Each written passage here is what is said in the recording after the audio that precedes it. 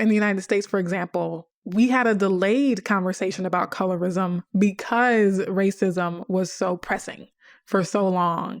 And I think with the progress we've seen in terms of racial equity and racial representation, now it's like a layer has been removed and we're able to see, oh, there's this colorism thing that's becoming more and more obvious. This is Only the Bold, where I have deep, riveting, and fascinating conversations with truly phenomenal humans. I'm your gay, ADHD-having, and compulsively curious host, Gia Goodrich, and among many things, I can't get enough of hearing people's incredible stories and getting inside the way their brains work. Each week, I have conversations where we dig below the surface and really uncover everything it takes to live a truly bold life. Despite the messages we get from media and popular culture, the boldest, truest version of yourself is exactly what the world needs. Hello, hi, hey, how are yous? I am so excited because today I am coming to you standing up. Which, if you heard last week's episode, this is a major development for me because I got hit with that almost 40 sciatica, which was totally preventable had I actually listened to my body. Now, what's interesting is some of the podcasts that I follow have been doing these New Year astrological predictions. And one of the things that has been coming up in me listening to these is this theme of chaos versus order, then listening to your body versus Ramboing through the situation. When I think about these themes and just generally when we're thinking about the new year, it can be so difficult to figure out how to reconcile what we consider to be opposing forces. And I'm always a little bit skeptical of false binaries, but I think there's so much of what we're trying to do and how we're trying to show up that is constantly having us reconcile things that seem like they shouldn't fit together. And for me, as we've talked about, one is really trying to acknowledge and understand the person that I am, the limitations of who I am, and allowing myself to really live into that, really live up to that without judgment, without self-criticality, without dealing with these worth issues. And I've been hearing a lot of that from you all in the community and just some of how these episodes have been resonating with you, because I think it's not just a singular thing, that we're all going through this process of trying to figure out how we can really honor who we are, which of course goes back to the definition of boldness. But I've just really personally, since I've been spending the last week and a half pretty much on my back or on my stomach, is really being confronted with the distraction mechanisms that I use to tune away from who I am, the self-sabotaging tactics.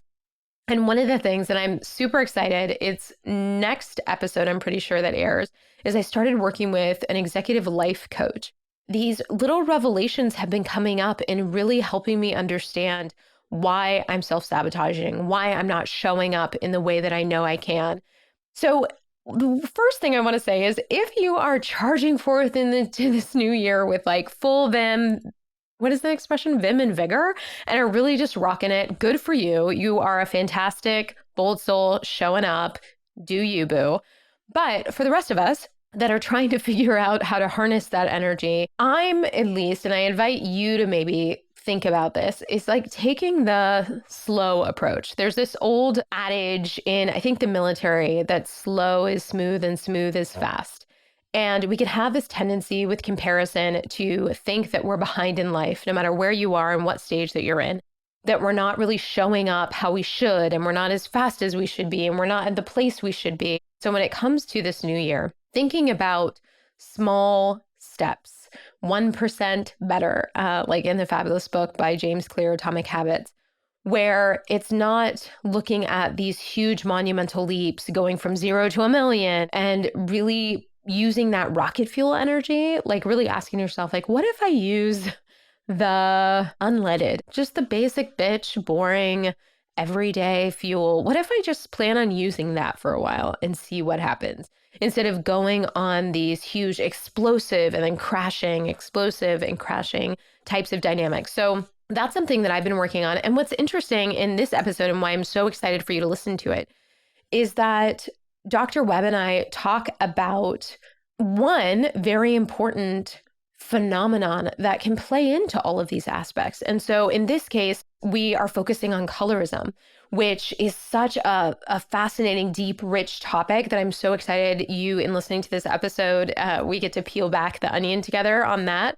But also, what I think is interesting, if you are somebody who's not experiencing a force like this and how it's impacting your life, is looking at it as an analogy or something adjacent to some of these other forces that might be, right? Like really trying to look at what are the factors that are stopping me from showing up as my full self? What are the beliefs? What are the externalized oppressive energies? Like, what are those? Can I give a name to them? Can I start to look more deeply into them? And in this conversation, we talk about all these different axes and really zooming into a micro level and then zooming out to a macro level and seeing how all of these different energies or different vantage points work together in having this oppressive force happen. And we know with ourselves and our lives, there are all these moments that we are tempted to internalize, think of as weakness, think of as shortcomings, and really make that something about us, when really, when you take a step back, you can see, oh yeah, maybe that's how misogyny is manifesting in my life. And I've taken ownership for it because I didn't really understand that. Maybe that's transphobia. Maybe that's ableism. Maybe that's fat phobia. Maybe, I mean, there's so many different, maybe singleism, right? There's so many different energies that could be really factoring into the way that we're showing up in the world. And so what I'm really doing and really focusing on in these next few months is thinking about, okay, what's that stuff internally that I can start to unwind and unravel so that I can peel back the layers and show up with full sparketality? But then also, what are these outside energies? And in naming them, in understanding them, try to figure out how we can maneuver and start to unwind them that way, or more accurately, how we can reshape and limit the amount that they impact us. And Dr. Webb has some really great examples in how she does that, how she teaches people to do that. So I am so excited for you to hear this conversation. She is just a wealth of knowledge, and this one is a super important one. Thank you for being here, and let's roll into the episode. Today's guest is an international speaker, consultant, coach, and global expert in colorism and how we can heal from its deleterious effects. As a small child, she saw her older sister being praised as a heartbreaker and beauty and felt the conspicuous absence of such comments when it came to her. The difference between the two of them being the color of their skin. As young as 5, colorism had become a part of her world, and it would go on to be the cause of assumptions, prejudice, and microaggressions she and so many others face.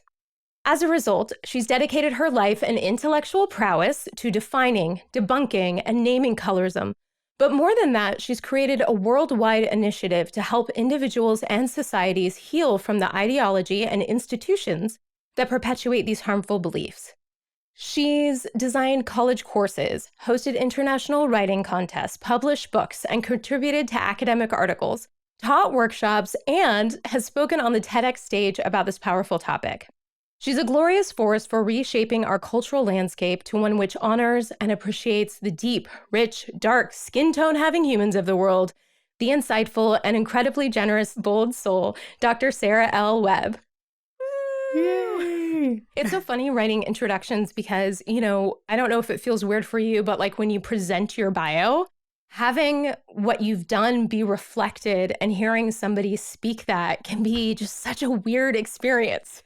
Absolutely. Even if I wrote the bio myself, hearing someone else say those things, it's like, okay, reflection, mirror time.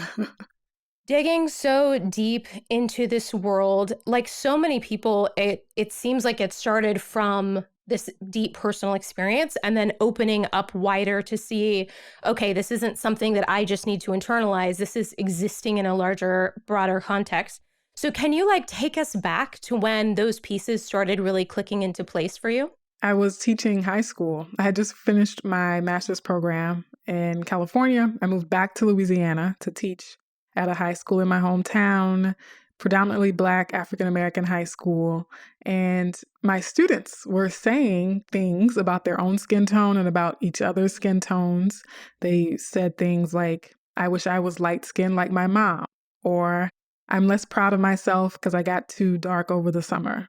And that's when it clicked. This is not just me, and it's not even just my generation, right? And I think that was the big thing for me, was seeing this younger generation, even though I was only like 24, 25 myself. There was something striking about the fact that this was still happening. And I don't think I had ever had conversations about it to tell me that there was a larger context to what I had experienced. And so seeing people who were so young and bright and brilliant and funny still perpetuating these narratives, still having these narratives again about themselves as well as each other, really made me want to dig deeper. And coincidentally, I think serendipitously, it was all in divine timing that the Bill Duke Dark Girls documentary came out around the same time. And so I saw a preview of that. And then that really gave me the freedom to speak publicly about it. I was like, okay, there's this like other person who has more clout in society, who's more famous than me, who's bringing the conversation to a broader audience. And so maybe now I can finally share my stories, right? Because in the preview of the documentary, you hear women just talking about their personal experiences. And so that kind of gave me the courage to write a blog post about it for the first time. One thing led to another. People started responding to that, sometimes in a very negative way, literally telling me to shut up and using profanity just because they were so upset that I dared to speak about my experience and share my perspective on this. But there were also a lot of people just curious. People said, I've never heard of this conversation before. And just a wide range of conversations. And that really opened me up to see that, one, we needed to have this conversation, that this has gone unaddressed for far too long. And that there was a wound there, right? The sort of negative, angry responses made me realize that there's a trigger. And where there's a trigger, there is a wound. So I totally remember that documentary as well. And like that one and the documentary that Chris Rock did on hair. I feel like those two, like they kind of came out around the same time. And it was just like, whoa, to have, and this is why representation in media and storytelling is so deeply important, to have somebody else share a part of what you've experienced and to have that externalized is just so powerful. I can't remember if it was in the documentary or after, where they showed a study with little kids and dolls, where it was just like at such a young age, we were exhibiting preferences and assigning character values or just value. When you're talking about like that feedback, for people who are really not wanting to have the conversation, there seems to be this like sense of personal ownership where it's like, if you have an issue, it's your issue, it's your belief, and not wanting to see it in a broader context.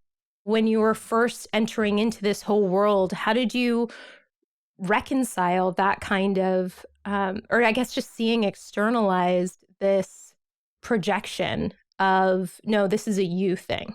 It's funny because my first blog post sort of touched on that, because it was called Why I Haven't Said Much About Colorism Yet. And that was one of the reasons. Well, that was one of the 5 reasons I listed, was that whenever I sort of start to bring it up, people of all races and all skin tones would just say, oh, but you should just think you're beautiful. You should just have self-esteem, right? They just saw it as like, oh, Sarah doesn't feel good about herself, right? Which wasn't even the case, right? Like I didn't grow up disliking myself. Like I never felt like I, at least from my perspective, didn't really have low self-esteem or hated my skin tone.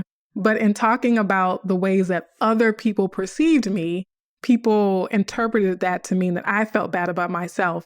And so one of the things I learned to focus on in having these conversations is helping people get really clear about the difference between how I view myself versus how other people view me. And the fact that it's okay to be frustrated if someone doesn't view you the way you do, the way you view yourself, right? And to see that disconnect is frustrating. And Melissa Harris Perry wrote a book, Sister Citizen, and she talks about how it can be physically painful to hold an image of yourself that is different than the image other people hold of you.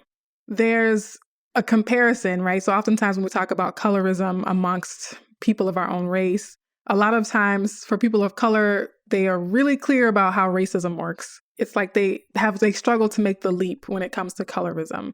I often use the analogy of police brutality and police killings and how it's great for us as Black people to love ourselves and love being Black. But we still have to address the problem that police officers see us as more of a threat than white Americans, right? Because that perception from the other person has tangible consequences that are harming us and literally killing us. And so it's not just a matter of, oh, just learn to love yourself, but because other people's perceptions can determine whether or not we get a job or how much we get paid on a job, right? Like we do have to address these issues as well.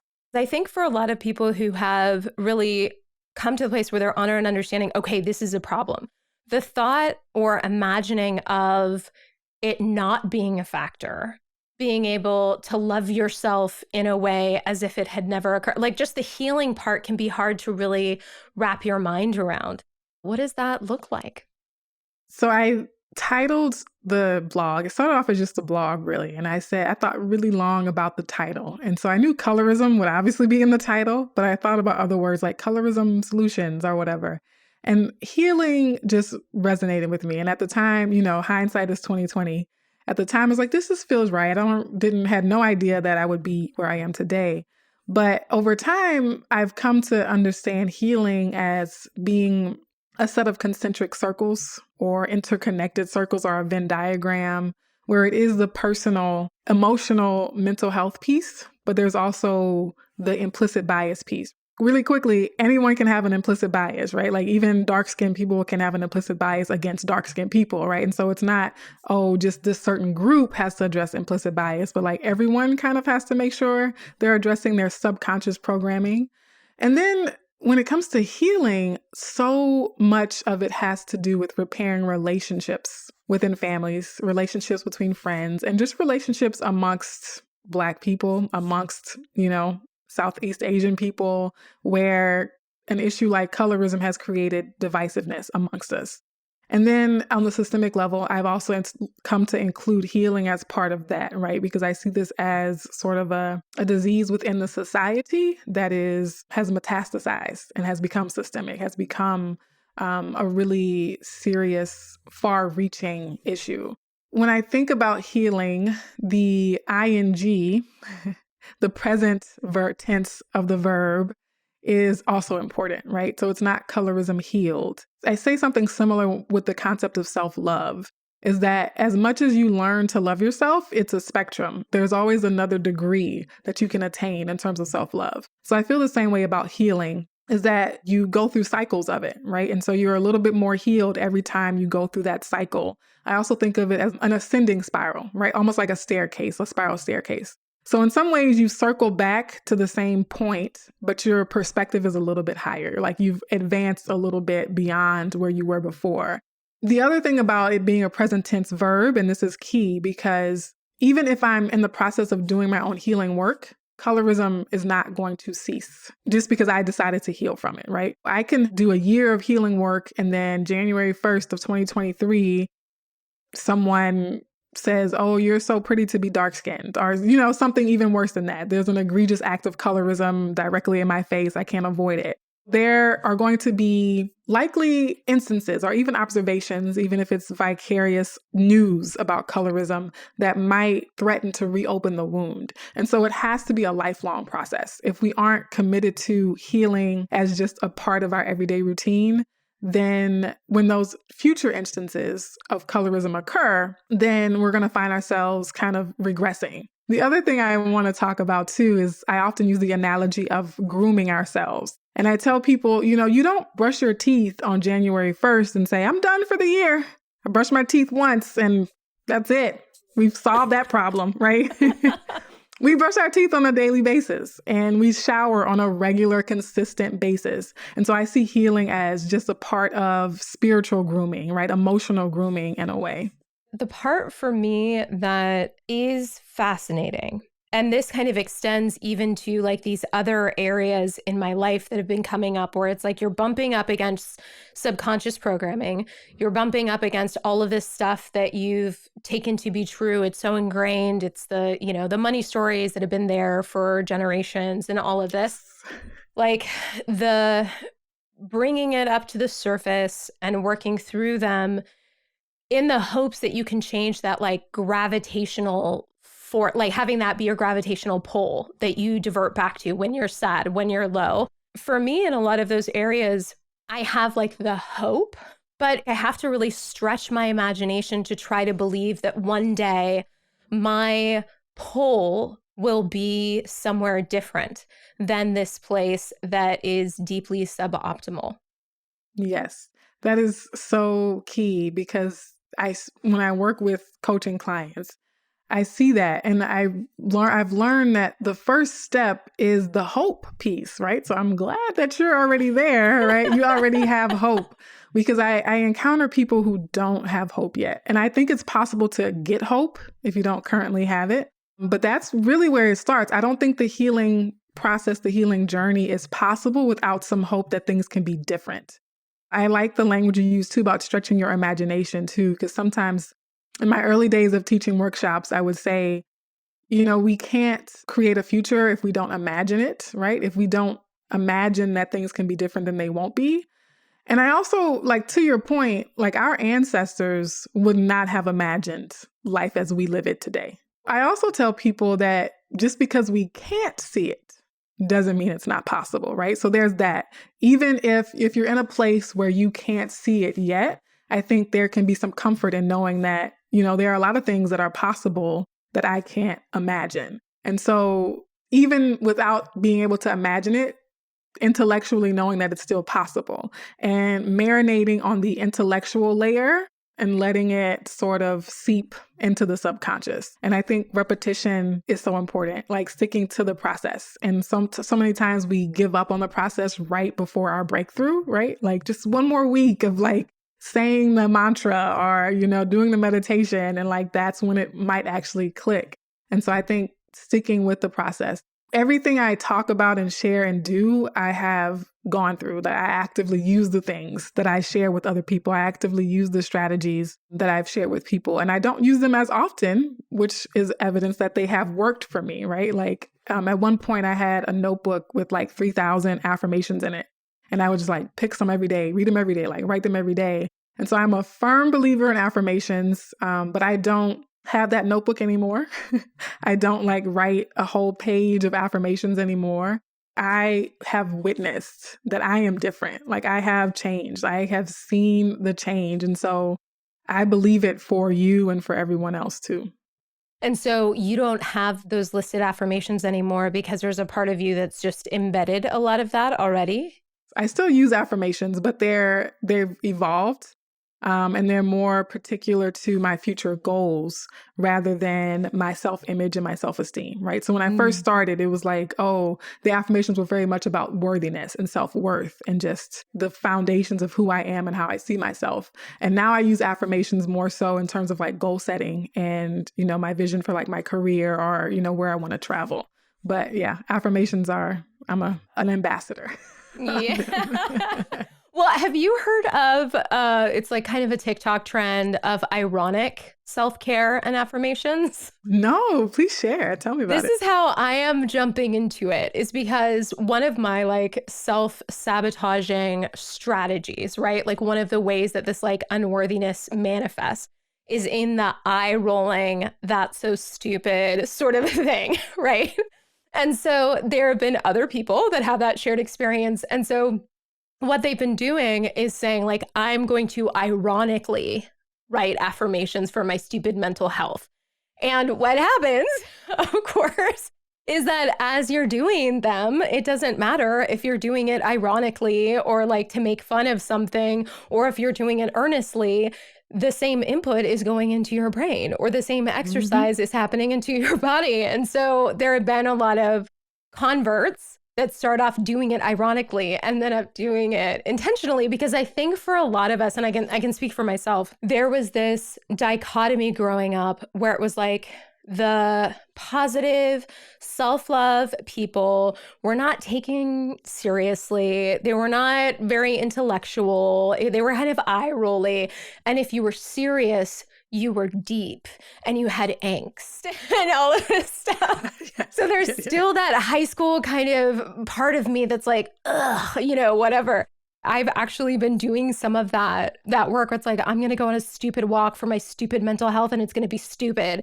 And then, of course, when I come back, I'm like, oh, I actually feel really good. Yes.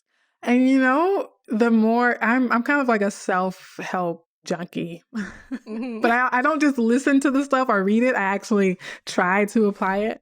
But the ironic self-care, particularly in something like affirmations, because a lot of people are cynical about affirmation. They're cynical about positive affirmations. So one, like I've had clients tell me, because I use affirmations with them as well, I've had them say, that was really helpful because it was so specific. Again, when I first started, I was using affirmations like, I am enough, I am brave, I can do this, right? But as my practice has evolved, they've gotten like super specific and they speak to my particular insecurities on a particular day in a particular setting, right? The other thing though, in thinking about the ironic use of affirmations is that it helps you detach.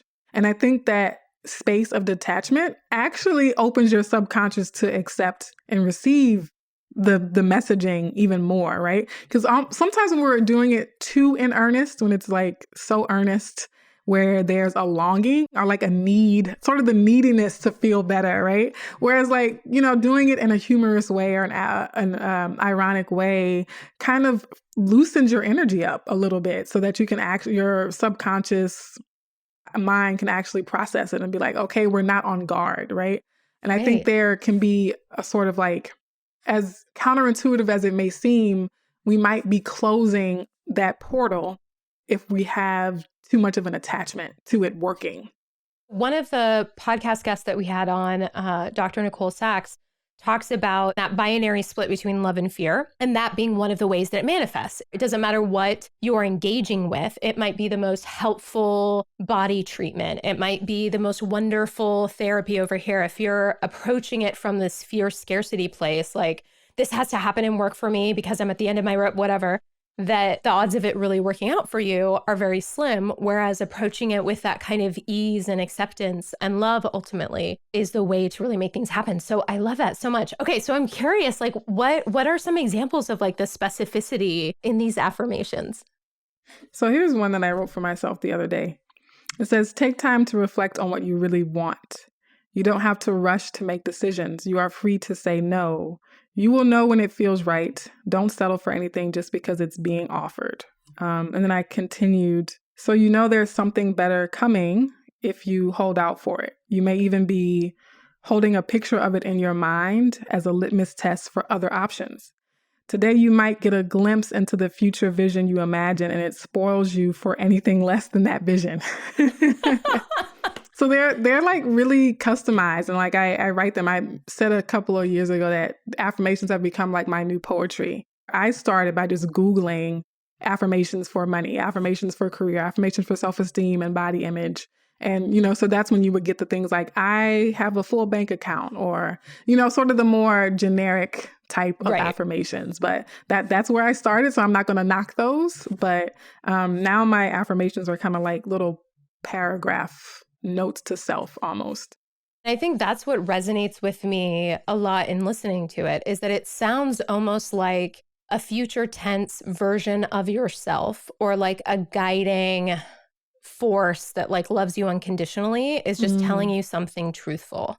That to me feels very different than I am enough, That feels very different. I think that a lot of us struggle with how to really show up in a way that is really operating with this kind of self-compassion, self-love, and trust. And this has been a theme that's been coming up a lot in my life and in the podcast, because the podcast is just a reflection of like what I'm currently trying to work out. But that specificity seems like such a lock and key mechanism, because just even hearing it sounds so grounding. It's harder to reject because it's not vague. And my brain is very quick to reject any sort of vagary. It's like, bullshit, no thanks. Remember that time in the second grade when you flew down the stairs because you didn't know how to walk? We remember that. You're definitely... Good times, man. Okay, so I have a question because yesterday I was like just trolling Netflix to try to find something to watch. And there's this new show out of Korea called Singles Inferno. And I am just fascinated by, media and everything, especially from other countries, to kind of see what's going on. And of course, I'm watching it. And as I'm sure you can expect, there are, all these singles, the hottest of the hot, are walking down there, hearing what they're commenting on as traits that are desirable, even in a place that you would think, oh, maybe colorism doesn't exist in Korea where there's so much homogeneity. Absolutely not. Like it, and there was this one person, I was going to say character, but she's a real human, where people are like, oh, well, she's just so pale. She's so fair. And I just love how pure and innocent she is. And just seeing how that is just such a strong association that's made. And so I'm curious, is there anywhere in the world that you can think of right now where colorism isn't like an operating force? No. So I think there might be really isolated localities where it's not an operating force. But if we're thinking about just countries broadly, there's not a country or definitely not a continent where colorism is not a huge factor.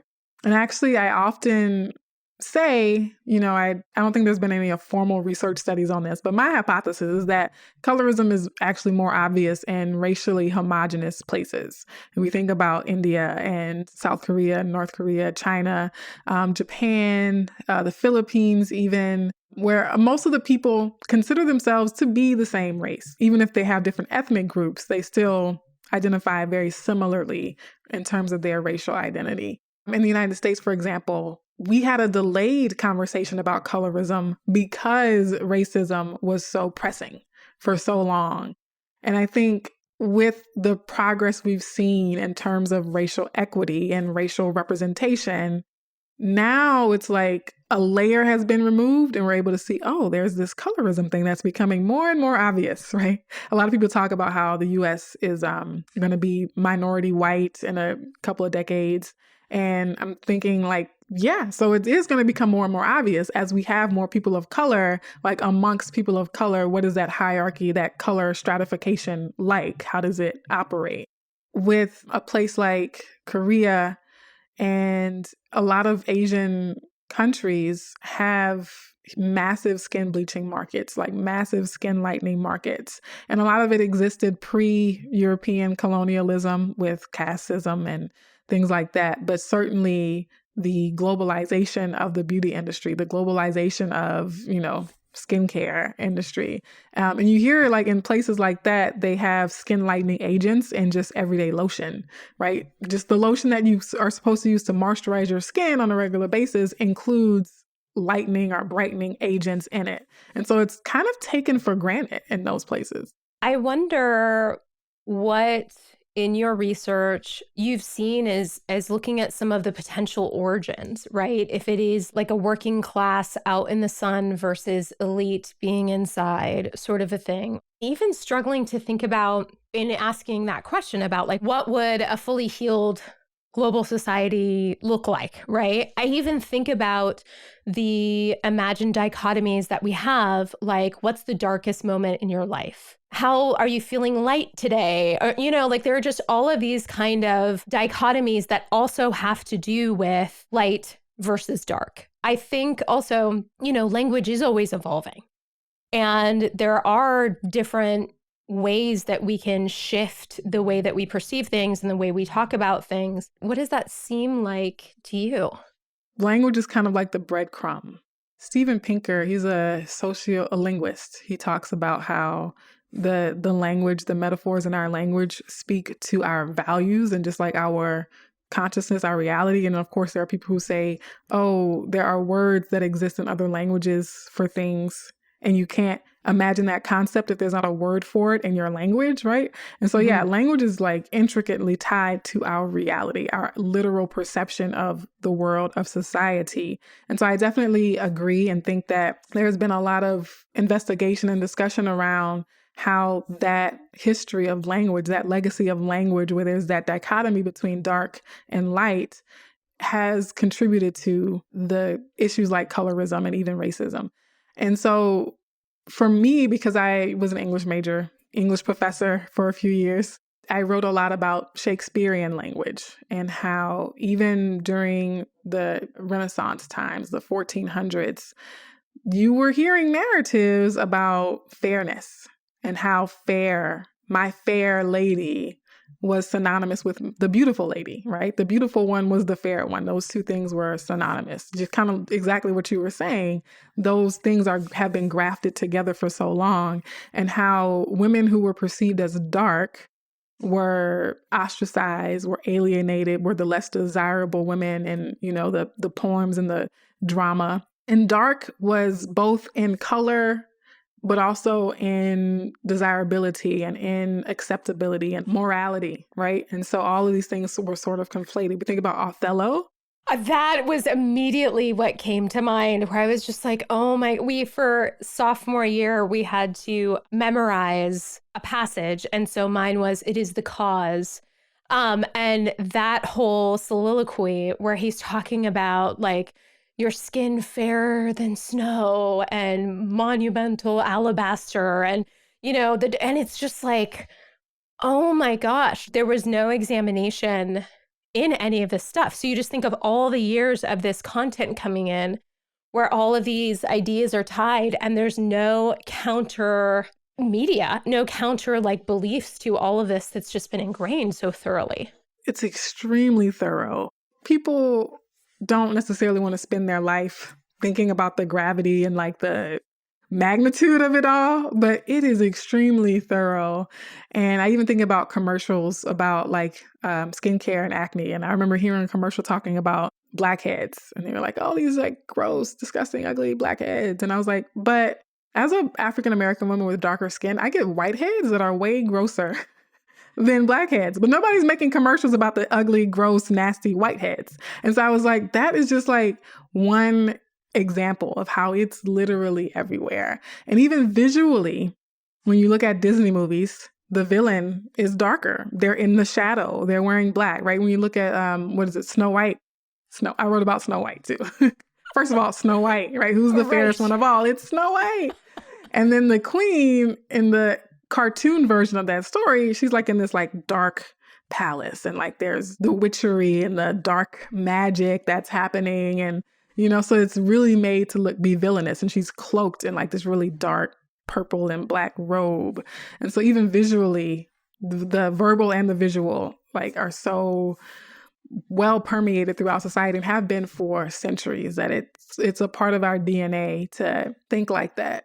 But I also think, the class systems and there's definitely research that speaks to that as well, about working class individuals being darker and the ability to be fair, and even the capital to use lightening creams and fairness creams. Queen Elizabeth, a European woman, lightened her skin, made herself look even more pale.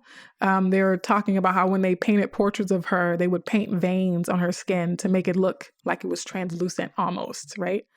And so, but again, you have to have cultural capital to do that. And so there was this association just with the ruling class that, whether it was because they were not working in the fields or because they could afford cosmetics and to be presented in a certain way, were always portrayed and perceived to be lighter skinned.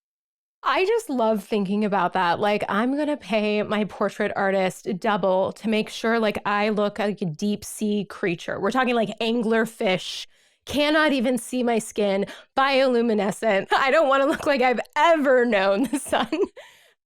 I wonder if also with the America coming late to it, if a part of that is also that like the fetishization of features without context. So like I think about tanning.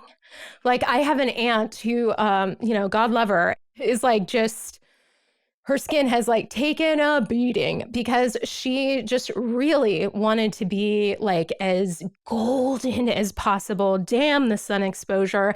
And it's like, I love you, but genetically, you don't have that in you, babe. That never stopped her. But I'm curious, like, do you think that that kind of played a role in maybe masking things a little bit? Because when I've tried to have conversations with friends of mine who are white, it's always like, well, I spend so much time out in the sun to try to get to your color, or like, look at me, I'm like as dark as you, kind of Yes. energy. So that's a fascinating aspect of this conversation, and I'm always prepared for it, especially if I'm presenting to a group that has white people in it or that is, all white or whatever. So one, the history of tanning is, only a few decades old compared to the centuries of skin whitening and skin lightening that even white women, even European men too, were using. And they're like this long history of like how in the colonial days during Queen Elizabeth's time, like that stuff was toxic. And so people were literally dying. If we were to look at it on a timeline, right, it's like only like that much of human history were people intentionally tanning. And a lot of historians have linked it to the rise of the middle class culture, the Industrial Revolution, where people could use tanning as a class marker. And so it kind of stems from like, oh, I'm wealthy enough to go vacation in the Bahamas over the summer and look, I came back with a tan.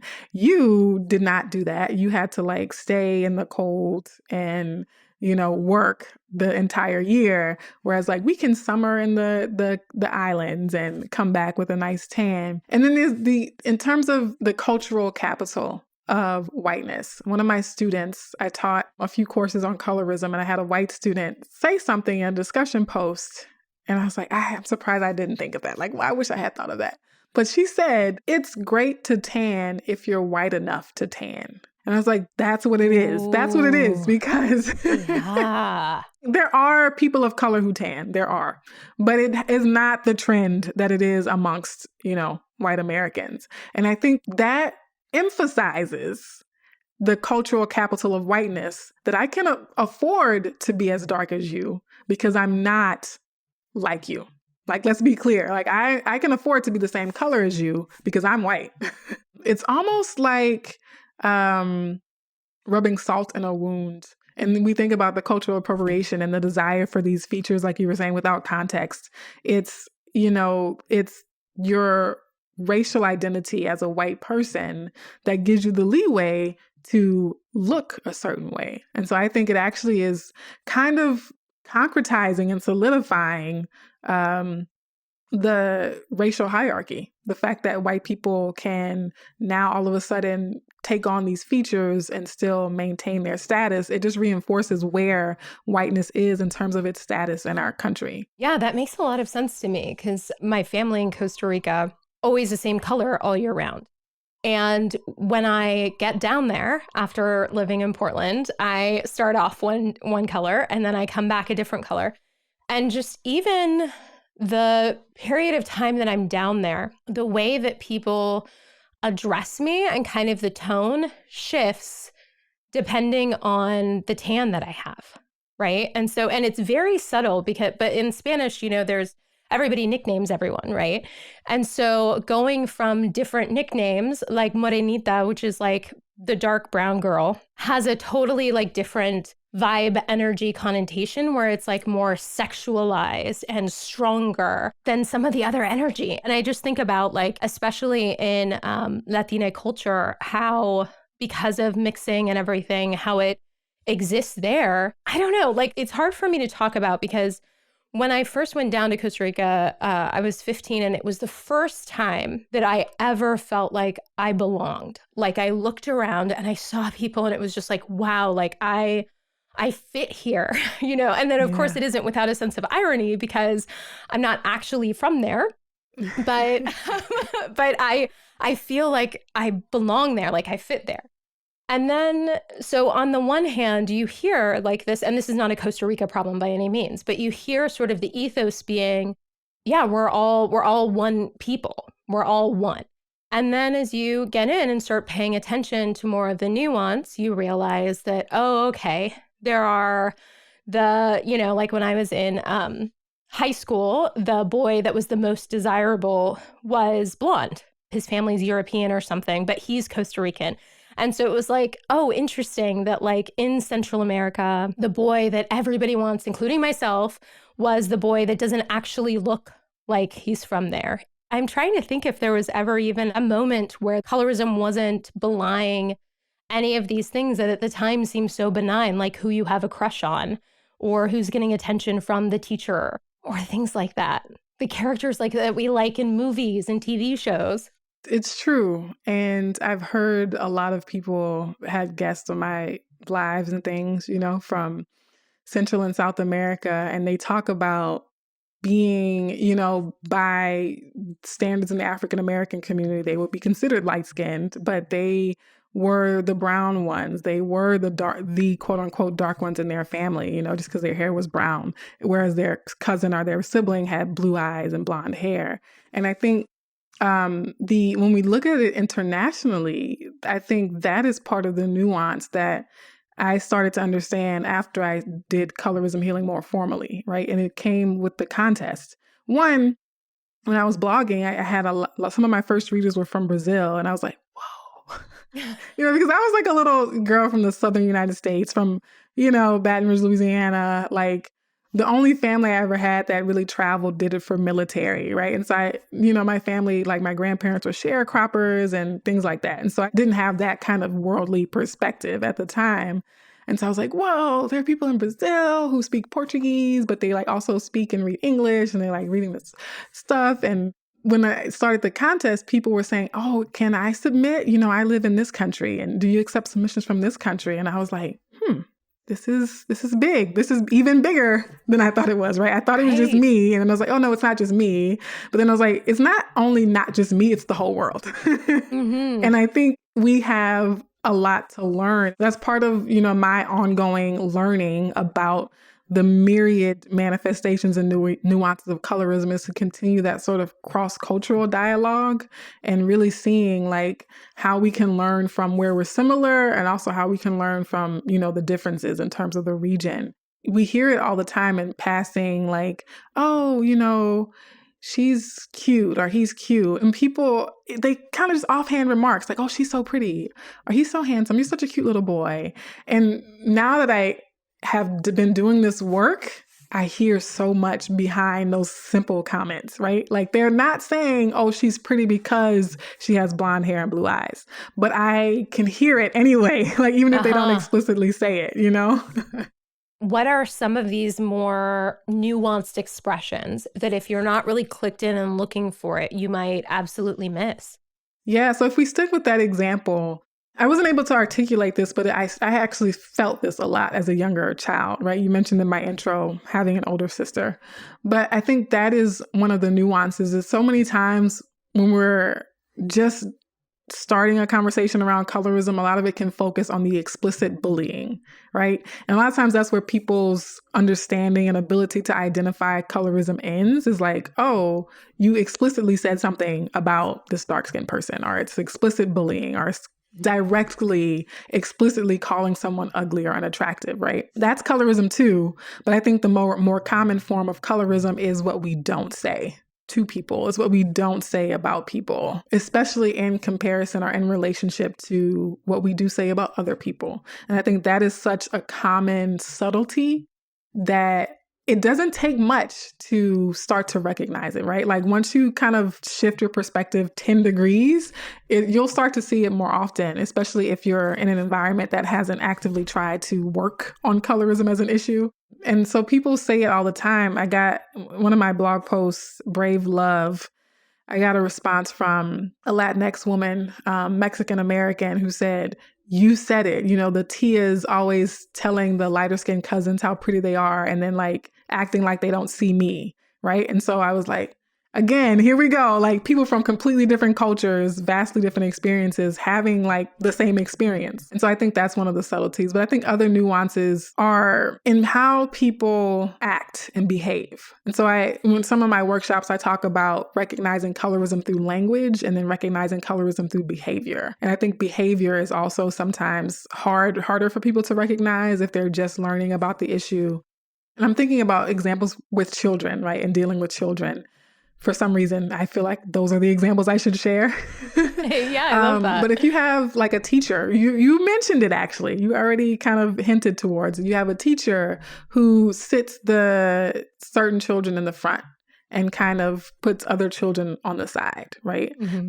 There's nothing explicit. There's nothing like obvious, direct. It's going to be hard to prove, right? It's harder to prove because people aren't saying, oh, I don't like the dark children. They're not saying, oh, I only want to teach, white kids. Like, no, they're not actually saying that. And so looking at their pattern of behaviors, and I emphasize the word pattern because you'll have something happen in the news and people will ask me, is that colorism? You can't say it's colorism because, she's Black too. And just because she's lighter skinned doesn't mean it's colorism, right? And so I'm like, okay, let's look at patterns, right? Because we can't always say that a one-off incident is inherently colorism. But so we really, really have to pay attention to patterns if we're really trying to identify colorism as the deeper rooted source. But also once you really get used to identifying it, you can see it after only one observation. You can kind of start to recognize it.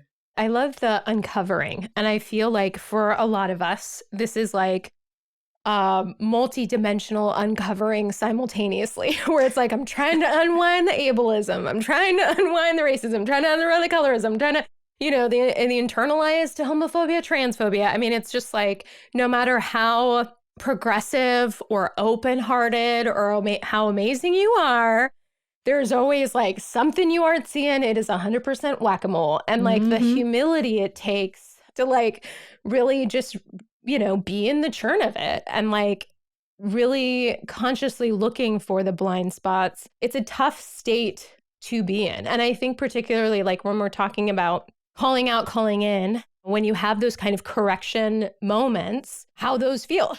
And they suck, Sonia Renee Taylor, who was on the podcast or the last year, was just like, it sucks no matter what. You have the same reaction, even if it's said wonderfully, as if it, it still is like your body interprets it as a threat. So, yeehaw.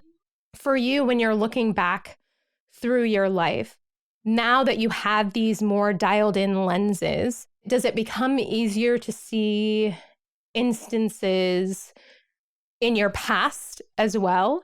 That is a good question. There's an answer like right on the edge. And so I'm like, should I go with that answer?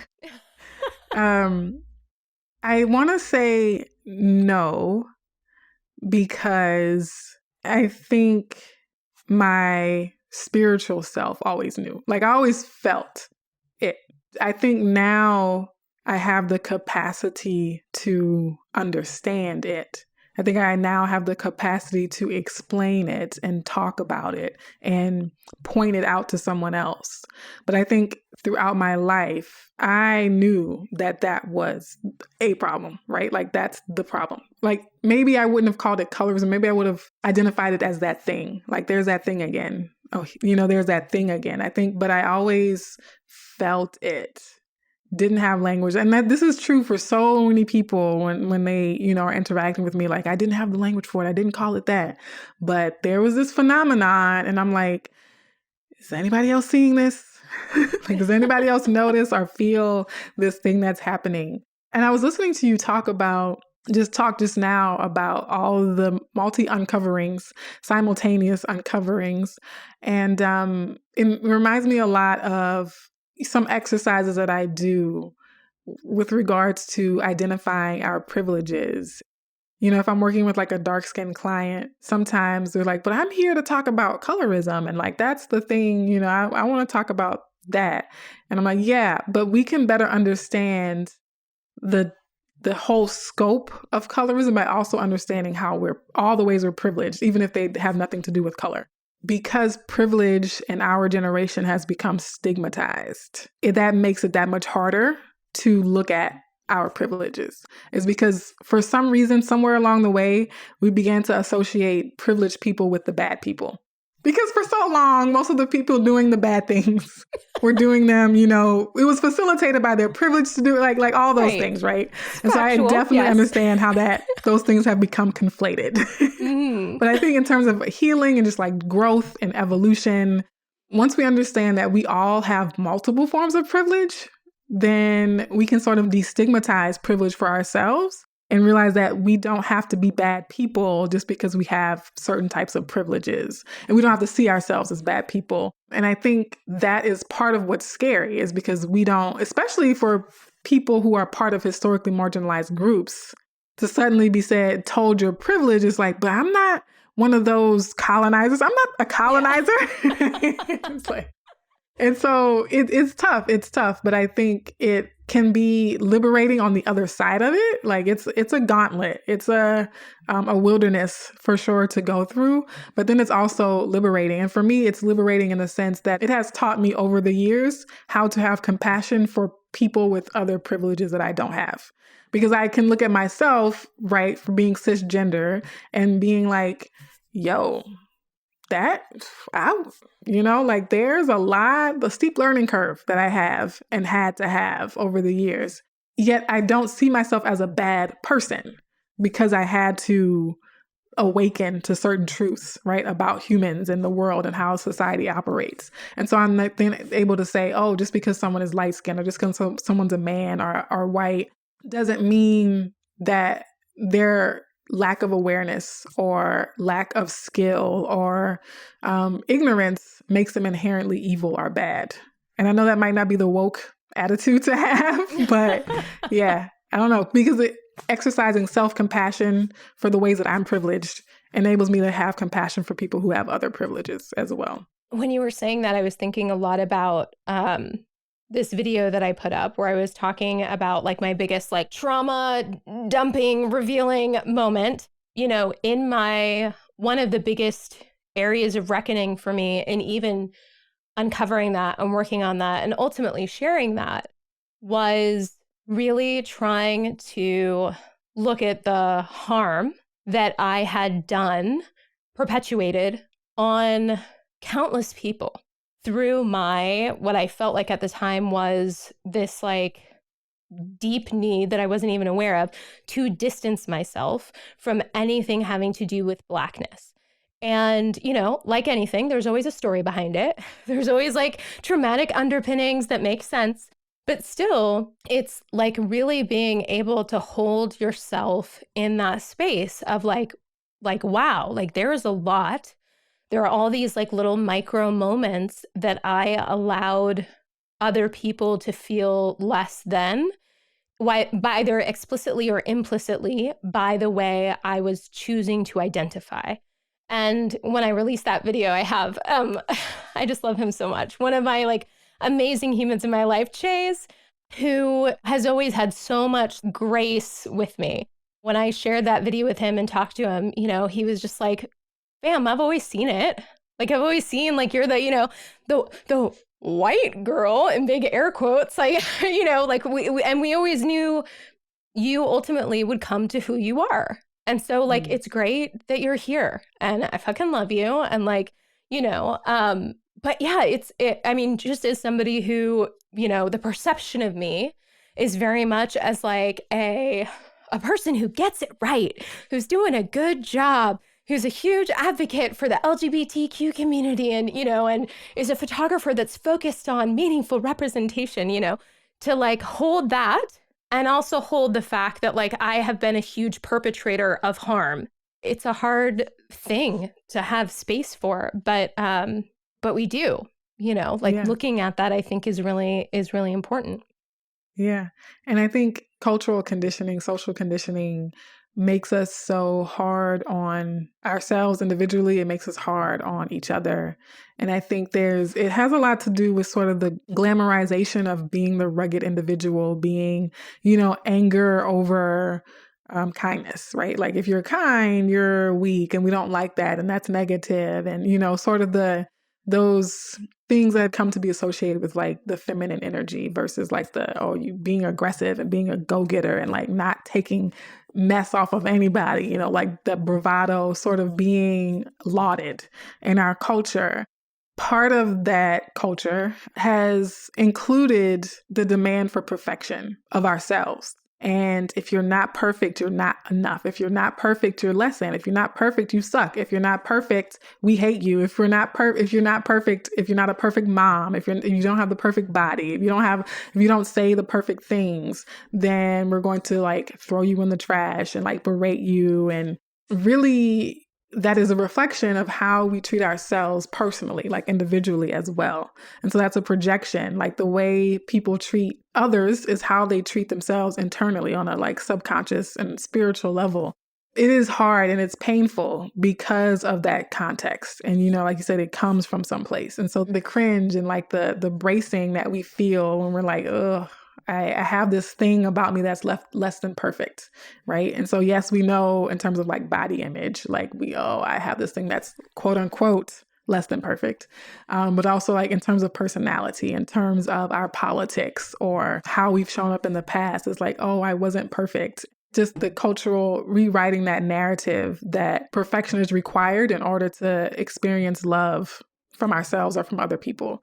And, there's a Bible verse that goes like, love is patient, love is kind. Like a lot of people know that one. I altered it and I said, self-love is patient. Self-love is kind. Self-love does not keep a record of wrongs. And I think that's like a really important shift that I've been making in my own life, the relationship that I have with myself in terms of like falling in love with myself, right? And that's tied to a completely different topic about like being single and, a culture that values women based on our ability to quote unquote get a man. Yes.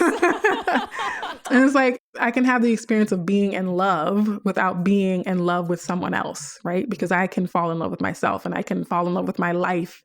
And just the experience of being a human on the planet feels like being in love. But the approach or the attitude that I have to be perfect in order to love myself, or that someone else has to be perfect in order for me to love them, I think is a part of the larger conversation around being able to look at places where we did not live up to the image we hold of ourselves and still being able to love ourselves anyway.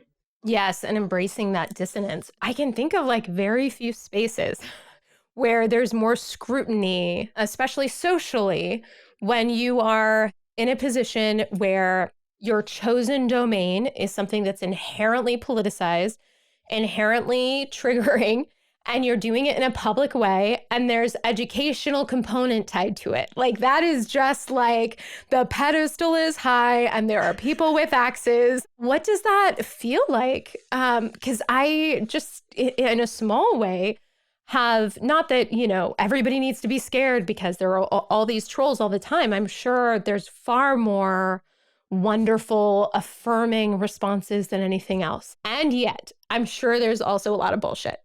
Oh my gosh. Yes. Yes. It is a feature. It is a staple of this kind of work for sure. Some people have a temperament where like we're sort of motivated when people hate us. Okay. Like, oh, the haters are motivation in a way. But I often have dealt with the anxiety of like ruminating on the like 1% negative comments and being like, oh, like what can I say to like redeem myself, or what can I come back with to validate myself, and like sort of that internal struggle. But it goes back to when I first started, the response that I got to like one of the very first things I ever said about colorism, where someone was like, oh, you should shut up. And how dare you talk about colorism when there are children dying and starving around the world? So having that understanding, like that the more pushback I get, the more necessary the conversation actually is. And someone else mentioned too, you talked about the dichotomy between love and fear. And so a friend of mine, she was like, oh no, the opposite of love is not hate, it's apathy. And so she was saying how on some level, when people have the energy to hate us, they're invested. That's true. That's an investment. Yeah. That's an investment. If you're going to take the time, if you're going to take 20 minutes out of your day to type a dissertation in my comments, you're invested. You're invested. And so I'm going to keep planting these seeds. Right. And it's always also helping you algorithmically. That's the part that always makes me laugh. It's like, I'm getting paid more because you're taking this time to hate on me. Oh, absolutely. Right. And if I come back with like 3 question marks, like I don't understand your comment, and then you like come back again to explain. Ooh, that's a power move. It's been a journey, and I over time it has gotten easier. Over time, my skin has gotten thicker. Over time, I've been able to just focus on the mission. And I am one of those people, like even when I first started the blog, I had like a mission.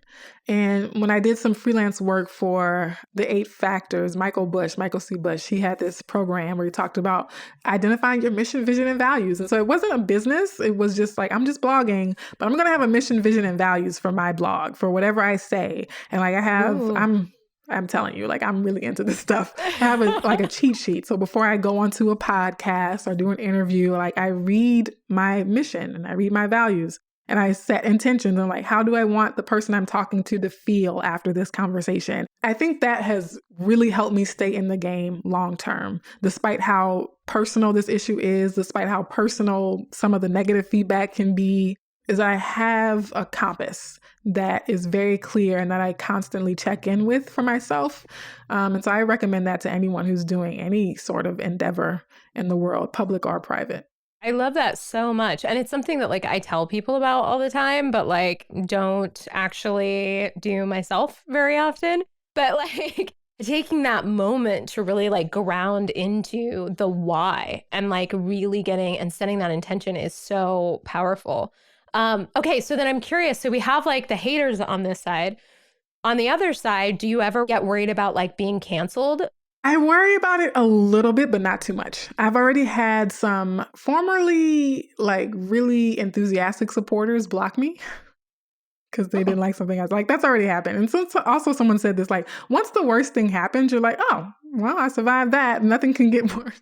Because I remember Oprah one time said she mispronounced something or whatever. She's like, okay, well, I already made like the biggest goof up I can make. So I might as well just free myself of that anxiety. I understand cancel culture as a slang term for boundaries. And there are people in marginalized communities who, precisely because they are marginalized, sometimes their only redress is to cancel someone, to stop engaging with that person's energy as self-protection.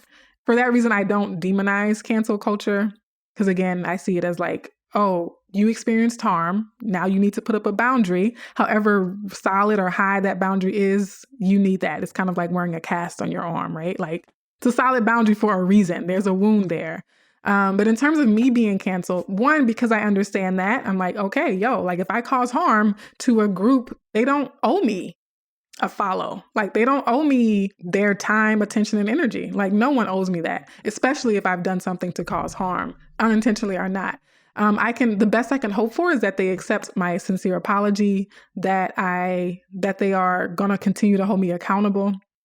But also, I'm not so worried about being canceled because there are people who will always hate what I do. And there will always be people who love what I do. And there'll always be the masses of people who don't even know who I am.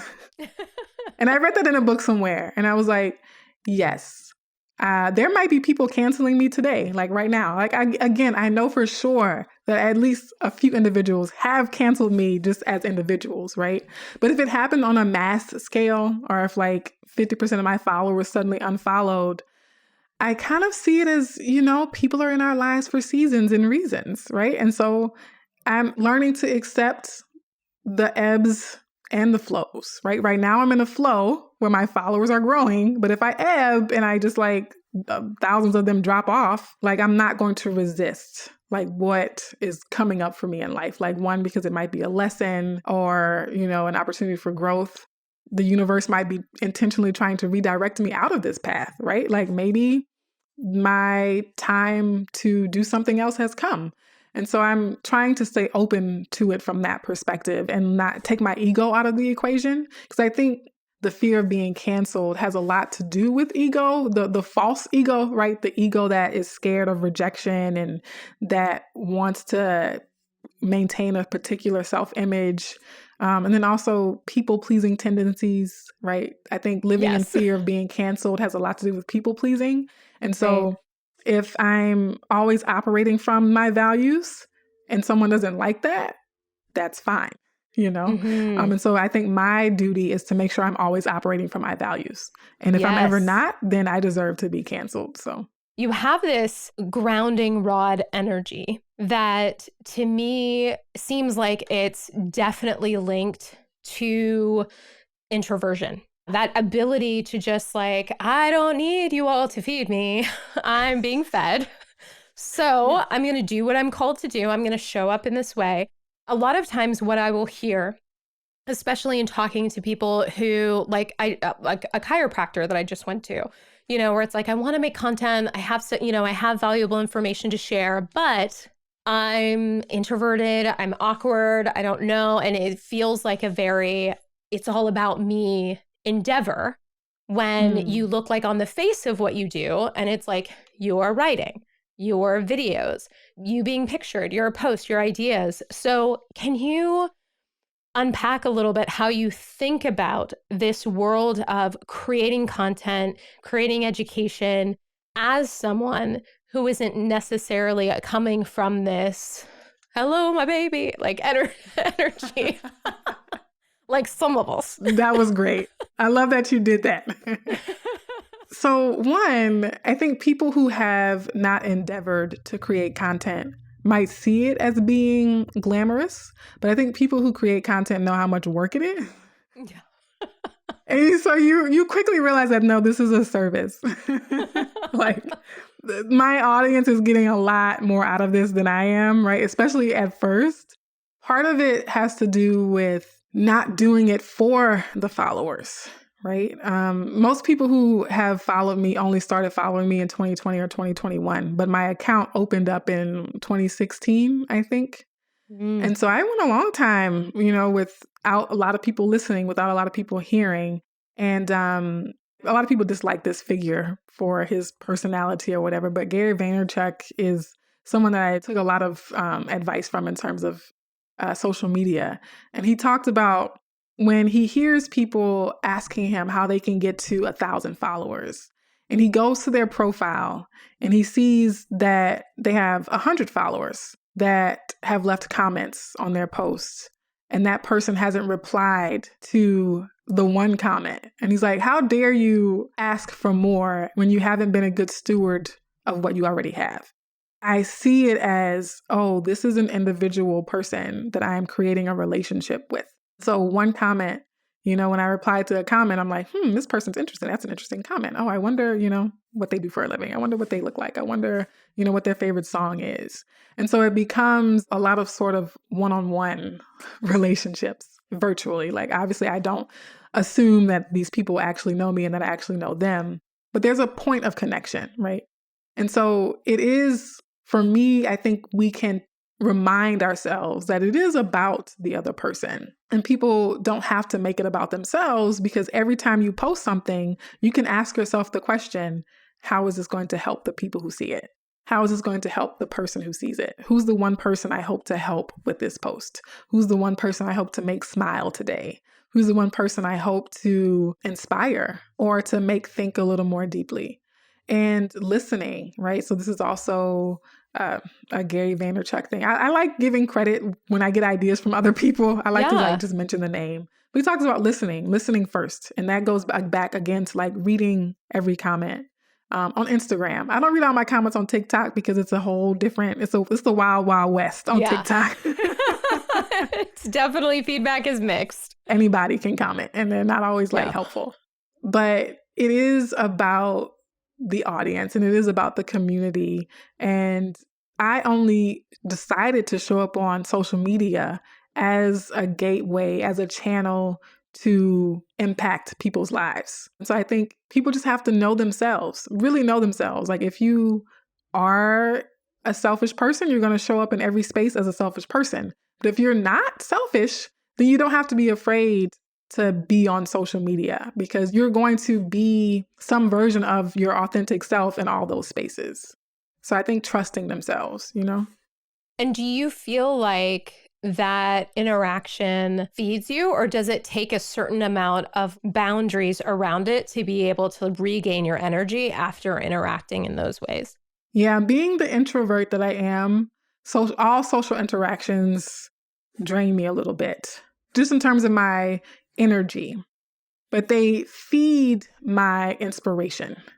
So it's a both and type of thing. They feed my commitment to continue showing up in the future, but I've learned that I do have to set boundaries around the time and around how much I give and respond. Like, so very practically speaking, there was a time when people would DM me very specific personal questions, individual cases about their lives. And I would try to give them advice. I would try to like speak to that specific thing. And so now I no longer do that. I say, oh, well, I made a video last week about that you can watch, you know? And so it's not this, so boundaries. And then I would also say that like one really example that I want to like share it on social media, but it was like a personal thing, but I'll talk about it. There was this teenager in Australia, in Sydney, Australia, Southeast Asian, doing a project on colorism, and she wanted to interview me. So she emailed me and like, it's a big time difference between, you know, Illinois and Sydney, Australia. And she's like, I know it might be difficult because of the time difference, but I hope you can do it. And so I was like, oh, I don't know. It might be kind of difficult. You can send me the questions ahead of time and I can like make a video for you on my own time. But then she made a video for me. Like she emailed me. She like took the time to record a video and I could tell she like wrote out what she wanted to say. And it was like so sweet. It was so sweet. And she's like, oh, I really admire you. And I've been bragging to my teacher that I got in touch with you. And I was like, girl, let's set up a time to talk because this is why I do it, right? As much as I need boundaries, as much as I need downtime, as much as I need to be offline or not teaching or coaching or interviewing, at the end of the day, I'm like, oh, that was so fulfilling in other ways. I continue to do it to this day. Like countless high school students email me like every, you know, week almost. Like, can we interview you? And then I like, oh my gosh, I have to get on this like interview and I have to like be ready and I have to know what I'm going to say. And then I get off the interview and I'm like, that was so sweet. They were so cute. Oh my gosh, I could do this again tomorrow. You know? I think that's the thing when I try to talk to people who can't imagine creating content or anything like that. I try, I mean, because yes, it is a grind and it's a lot of work and you're planting seeds for a long time before anything shows up above the soil. And even then it's like this rickety little thing that like, you know, takes a while to turn into something bearing fruit. But that feeling of being able to connect in such a meaningful way with someone is like the biggest gift. Just in thinking that like, you know, this one video you made, this one post that you made can sometimes change the course of somebody's life because that piece of information intercepted them. And when they were at a crossroads, like that is just like the most responsibility sometimes, but it also is just like such a fabulous gift to know that you're having this tremendous impact in the world. You far more than me. Oh, I can't say that. I like encouraging people. So if anyone's like on the ledge in terms of like whether or not they'll create content, one, you can create the content you're most comfortable with. So if you're not comfortable with video or audio, you can write little tweets, or you can just write like a really simple minimalist blog post once a week. But also you can take advantage, like you can bask in the fact that when you first start, you don't have any followers. Right? Like that's actually like most people are like, oh, how can I get to 1,000 followers? How can I get to 100,000 followers? How can I get to 1,000,000 followers? But if you're like on the shyer side or introverted side, like you get to bask in the fact that like you're saying, when you're first putting stuff out there, like maybe one person will see it, like your friend that you texted to. Right. But you get to like get used to creating the content without many eyeballs on you at all. And so I think you can warm up to it. It's not going to just like happen overnight. Yes. Yeah. All those training sessions are pretty much by yourself. But then they create this reservoir of content that, and then I always love, like, I keep all my old videos up. Me too. And I always love, when somebody sees it and they're like, oh, there are your T-Rex arms. And I'm like, yep, there they are. And me with my very, like, one of the things I talk about when I teach are like these different archetypes we can go into when we're not being magnetically ourselves. And mine is like, for most extroverts who had all been theater or on camera trained, it is the MC. So it's like, hey, everybody. Hi, I'm Gia Goodrich. And this is my YouTube channel. And it is like so cringy, embarrassing. I am so happy to leave them up there because it's, once you've arrived at some place, people just always assume you've been there the whole time, and you're like, oh, no, this has been a slog. Yes. Yeah. Yes. Okay. So the last thing I wanted to touch on, to try to make this succinct, I realize is going to be a challenge. But in thinking about people who, when it comes to colorism specifically, are rocking with a lot of privilege, but really want to be able to show up in a meaningful way. When we think about how we can do that without taking up too much space and centering ourselves in the conversations, what are some of those like key things that we can be thinking about? So the first thing I usually say is think about what your life is like, right? And so, because I always like to help people think of a very practical, specific thing that they would and could actually do. And so think about the spaces you're typically in, whether it's a workplace, whether it's family settings, whether it's your friendship settings. Think about those spaces that you frequent the most. Think about the makeup of people in those spaces. Are they diverse in color? Are they diverse in culture? Are they diverse in terms of race? And say, okay, so where is there no representation of anyone darker than me? Where is there some representation, but maybe not a lot of equality amongst people of different skin tones? And then think about any spaces you're in where you feel like, okay, yeah, this is a space where darker skinned people can flourish and they can take leadership roles and, that we're on par with each other. Think about, for the first scenario where you are maybe the only person of color, for example, in a space. One, how can you speak up in those spaces, right? And I say those are the kind of spaces where you want to take up as much space as possible. So in terms of like taking up space, especially if there is an opportunity, for example, to teach or educate people who are even more privileged than you, right? Or like people who are on par with you in terms of privilege. And I even talked about, call-ins. People talk about call-outs and call-ins. And I mentioned how people from the more marginalized group should not be expected to call in people from a more privileged group.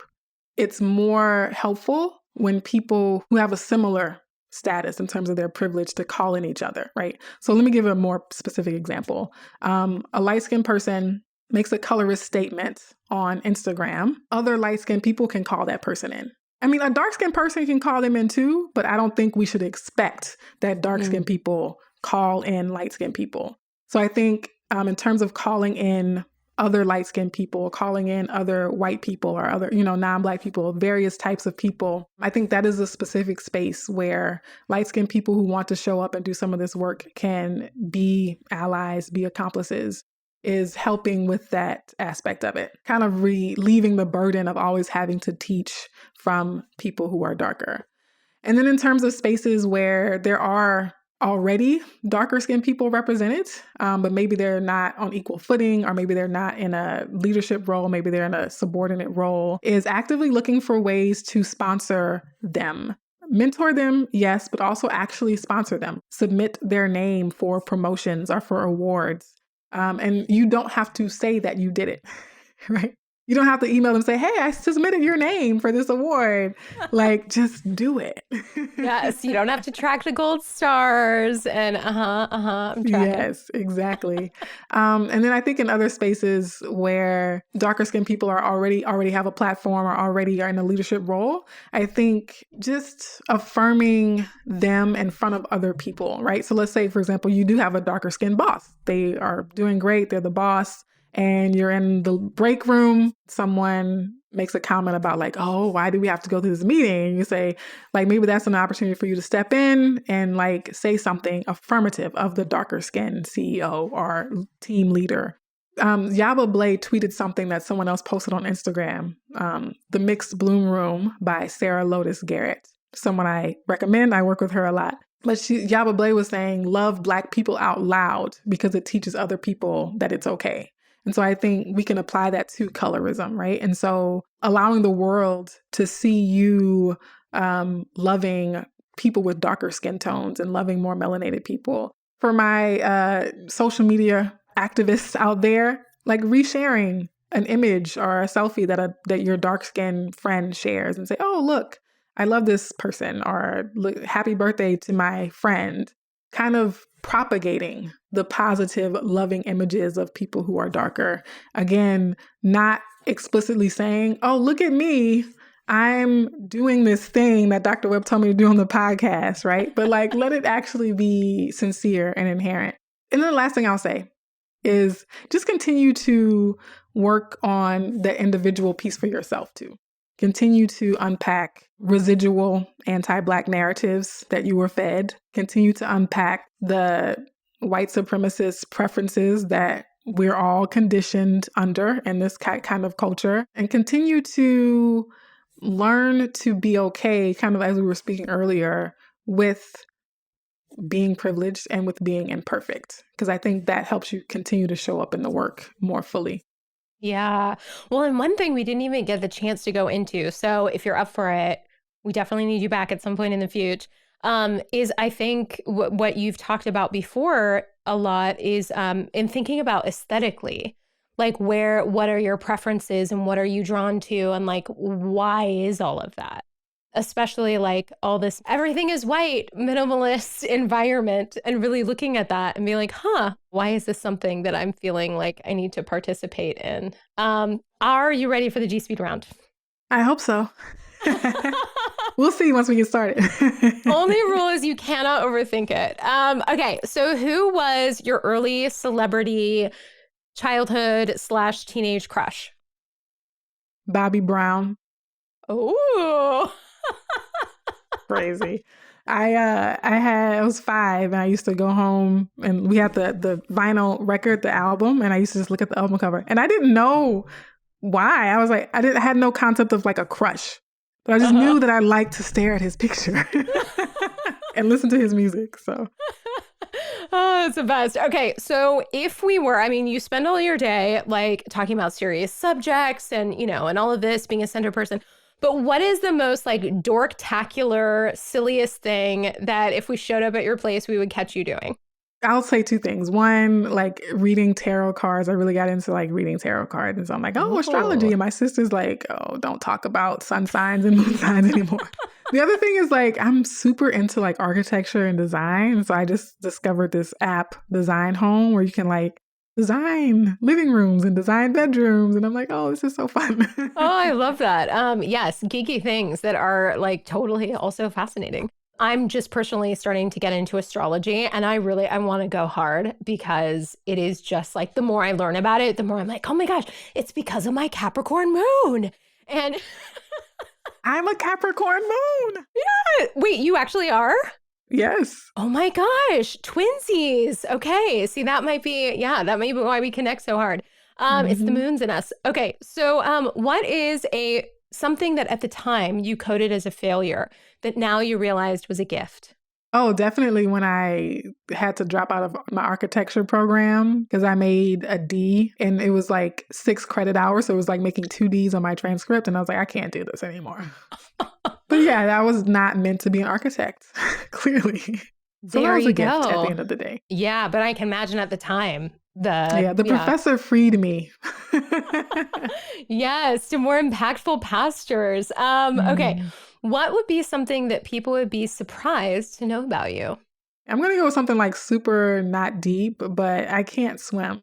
Is it something that like just it never came up, no interest? Or is it something like I do not want to deal with water, so it's not my jam? There was always definitely interest, but not a lot of opportunity. I did take swimming lessons when I was in my doctoral program. So I was in my 30s taking swimming lessons. And I think I literally remember someone laughing at me. I don't know if it was like malicious laughing or just like, look at this grown adult, like flailing in the water. But so I got incrementally better, but I still can't swim across a pool. So. Yeah. Well, I think that there are some things that, depending on like your physiology, can be tough. And like there are certain things for me that just for whatever reason create kind of a panic response. So like as much as I try to like, oh, the skill of it is going to pull me through, it's just like my body's like, nope, nope, nope. And swimming is actually one of them. Like I can play around and like be really great, but when it comes to like any sort of distance situation, I have to like do the side breathing and whatever, I start to get pretty panicky. So don't drop me in the middle of a lake. Breathing? What? Who needs to do that? Okay. So what is a totally underrated dance move that you think does not get the attention it deserves? The snake. You know, Yeah. And then when I was younger, we used to like snake all the way to the ground. I don't know if my knees can hold up anymore, but you can't be unhappy while doing the snake. Yeah. If you're ever in a tough mood, like do the snake and like you'll probably feel a little bit better. Hashtag Dr. Webb recommends. Okay, so if you could wave a magic wand and magically instill one belief in all of humanity, what would it be? No pressure. Only one? I like just the first one. Nope. See, and that's the thing. It's only one. It's your big moment. I think I'm going to go with this one because I think it might be helpful in the moment, in like the zeitgeist of where we are, is that things can get better. Oh, that makes me so happy. Like the 5-year-old in me just felt like, oh. Yes, I will take that one. Okay, second to last. What is a question that despite all your interviews and panels, nobody has asked you, but somebody should have? What do I see as my biggest flaw? I think that would be like, it may be an interesting question to answer or to unpack. Well, what's the like top of the soil answer? I knew that was coming. I was like, oh, you threw her an alley-oop.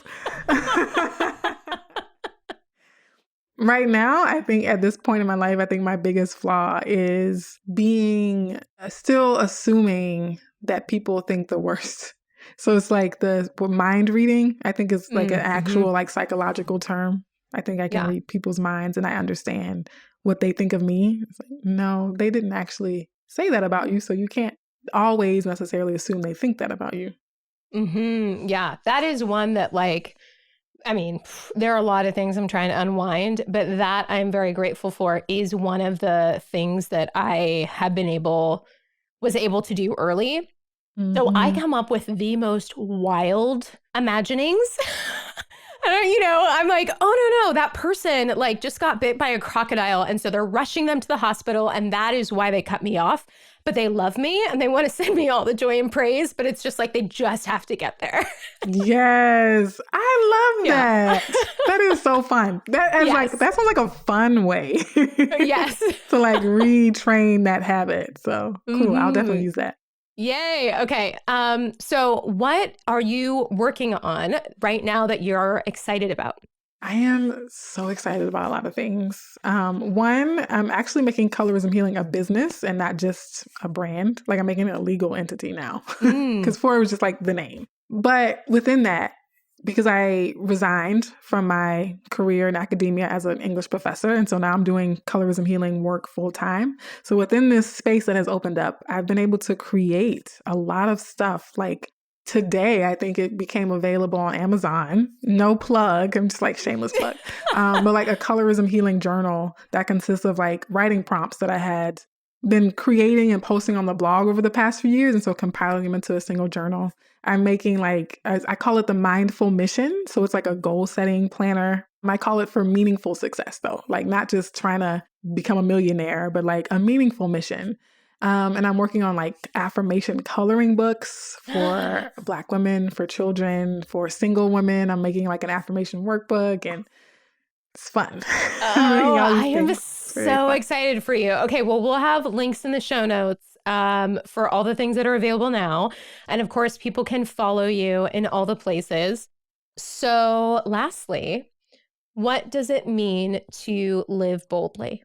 The very first thing that I heard in my mind was to live authentically. I'm reminded of some quote. Now, I can't attribute this one because I forgot who said it. It was like an older, like hundreds of years ago person, that to be yourself in a world that's consistently trying to make you someone else is the bravest thing you can do, or something like that. And so I think because society very much does not want us to be in our authentic power, the boldest thing I can imagine doing is being myself authentically. That just makes me so happy. This conversation has been such a joy. You are an incredible human, and I am so grateful for the way that you are just living and sharing and existing in the world. And yeah, thank you so much for your time. This was a great conversation. I enjoyed talking to you. See, I told you, Dr. Webb is the best. And I just so deeply appreciate her. And I appreciate you, you fantastic bold soul, you, for taking time out of your day, for listening to this, for being engaged and just being the growth-oriented, curious person that you are. Like, that really goes a long way in the world, right? When we interact with people who are just curious, want to know more, want to learn, want to understand more. Like, that's really a beautiful thing that you're bringing to the table. And I love you for that. Also, if you liked the episode, it would mean the most to me if you shared it with a friend, shared it on social media. And in fact, I am so grateful because Rebecca, who was an amazing listener of the show, just sent, well, first of all, she posted to her Instagram story, which was lovely. But then also she sent me the most delightful audio message about how the show had impacted her. And as a creator of things that I make talking in my room, I just can't tell you how meaningful that is. So all the reviews, all the shares, all of that stuff is super meaningful. And I thank you for that and just being you. This week, I hope you rock yourself, your vibrancy, your energy. I hope you lean into it. I hope you sparkle like a motherfucking diamond, or I think it's shine. Anyways, you get the point. I fucking love you. I'll see you next week. Bye.